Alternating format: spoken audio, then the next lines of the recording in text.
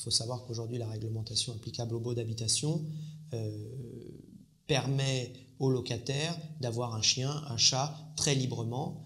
La seule limite que l'on peut apporter à la détention d'animaux sont les animaux ou les chiens d'attaque, dits chiens de première catégorie dans une réglementation spécifique, ce qu'on appelle communément les pitbulls, où là le bailleur peut interdire de manière générale la détention de ce type d'animaux. Hormis ces cas de figure, le bailleur ne peut pas interdire la détention d'animaux, sauf si ces animaux toutefois causaient des nuisances ou bien au voisinage, ou bien aux parties communes de l'immeuble. On pense notamment aux chiens qui hurlent pendant l'absence du maître ou qui urinent dans les parties communes, comme on le voit souvent. Imaginons effectivement qu'il y a un chien qui aboie toute la nuit, mon locataire ne veut pas s'en séparer, comment je peux l'y obliger ?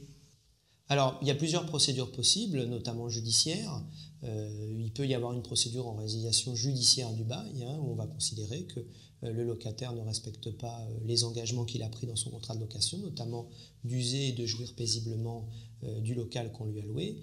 Et le fait de causer des nuisances, par exemple, au voisinage, par les hurlements incessants. Alors souvent, vous avez les voisins qui vont déposer des mains courantes, etc., qui vont constituer un premier élément, un premier faisceau d'indices et de preuves dont le bailleur pourra éventuellement se saisir pour demander la résiliation du bail si le locataire ne veut pas obtempérer et se séparer de son animal ou bien remédier aux nuisances.